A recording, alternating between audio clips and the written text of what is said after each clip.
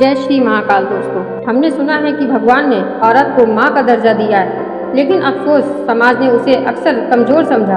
औरत को कहा गया, तेरी दुनिया सिर्फ रसोई तक है, तेरा काम सिर्फ बच्चों को पालना है। लेकिन मैं आपसे एक सवाल पूछना चाहती हूँ, अगर औरत वाकई इतनी कमजोर होती तो क्या वह 9 महीने तक एक जीवन को अपने अंदर संभाल पाती? क्या वह रात रात जागकर बच्चों की परवरिश कर पाती? क्या वह अकेले परिवार का सहारा बन पाती? दोस्तों, औरत कमजोर नहीं है, और आज मैं आपको एक ऐसी औरत की स्टोरी सुनाने जा रही हूँ जिसने यह साबित कर दिया कि औरत चाहे तो मिट्टी को भी सोना बना सकती है। ये कहानी है अनन्या की। अनन्या का जन्म एक छोटे से गांव में हुआ। गरीबी उसके साथ ही पैदा हुई। घर इतना छोटा था कि बारिश में दीवारें भीग जाती, छत से पानी टपकता। पढ़ाई का शौक था, लेकिन हालात ने उसे ज्यादा पढ़ने नहीं दिया। कम उम्र में ही उसकी शादी हो गई। पति शहर काम की तलाश में गया, लेकिन किस्मत का खेल देखिए, वह कभी लौट कर नहीं आया। अब अनन्या के सामने 2 छोटे बच्चे थे। एक माँ के लिए सबसे बड़ा दर्द यह होता है कि उसके बच्चे भूखे सो जाएं, और वही दर्द रोज उसकी आंखों में आंसू बनकर उतरता। गाँव वाले कहते, अकेली औरत क्या कर पाएगी, ये ज्यादा दिन तक टिक नहीं पाएगी। सोचिए दोस्तों, ताने, अपमान और गरीबी, ये 3 तलवारें हर दिन उस औरत को काट रही थी।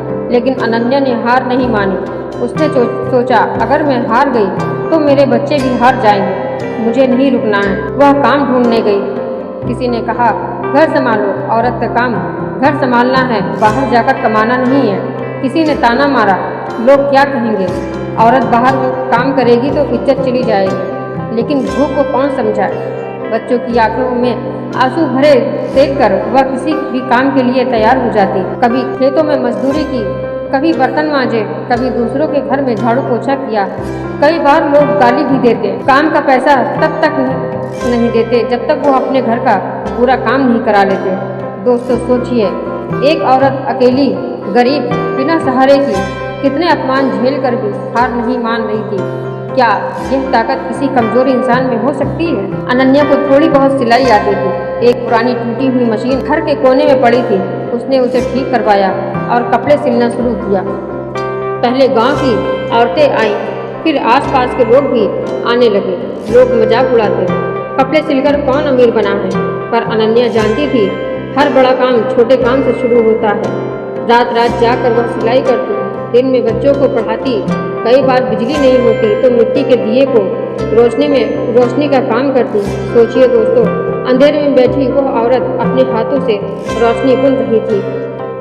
धीरे धीरे उसके काम बढ़ने लगे। एक दिन उसने सोचा, अगर मैं घर अकेली कुछ कर सकती हूँ तो और औरतें क्यों नहीं कर सकती? उसने गांव की महिलाओं को इकट्ठा किया। पहले तो औरतें डर गई, हमसे नहीं होगा, हमें तो कुछ भी आता जाता नहीं है। लेकिन अनन्या ने कहा, डर मत, जब तक तुम खुद को कमजोर समझोगी, दुनिया तुम्हें कमजोर कहेगी। उसने उन्हें काम सिखाया। धीरे धीरे महिलाएं जुड़ती गई। जो औरतें पहले घर की चौखट तक सीमित थीं, आज मशीन पर बैठकर कपड़े सिलने लगी। अनन्या का छोटा सा प्रयास एक बड़ा महिला स्वयं सहायता समूह बन गया। आज 100 से ज्यादा औरतें उसके साथ काम करने लगी। समय बदला, हालात बदले। अनन्या का काम पूरे राज्य में मशहूर हो गया। औरतें आत्मनिर्भर होने लगी। पहले जो हाथ सिर्फ चूल्हा जलाते थे, अब वही हाथ बिजनेस चला रहे थे। सरकार ने उसे नारी शक्ति पुरस्कार से सम्मानित किया। मंच पर खड़ी होकर अनन्या ने कहा, मैंने सोना नहीं पाया, मैंने मिट्टी से सोना बनाया। क्योंकि असली सोना वही है, औरत की मेहनत, औरत का धैर्य और औरत की लगन। आज वही गांव वाले जो कहते थे कि औरत अकेली क्या कर पाएगी, उनके घर की बेटियां, बहुएं अनन्या से प्रेरणा लेती हैं। दोस्तों, इस कहानी से हमें यह सीख मिलती है कि औरत कमजोर नहीं, हालात उसे तोड़ सकते हैं, लेकिन वही हालात उसे मजबूत भी बना देते हैं।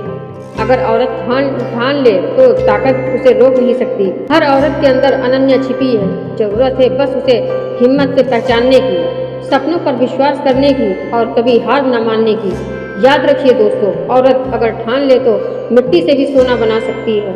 अगर स्टोरी अच्छी लगी हो तो इसे लाइक करें, ज़्यादा से ज़्यादा इसे शेयर करें और कमेंट करें। मेरे चैनल पर अगर नए हैं तो मेरे चैनल को सब्सक्राइब करें। जय श्री महाकाल।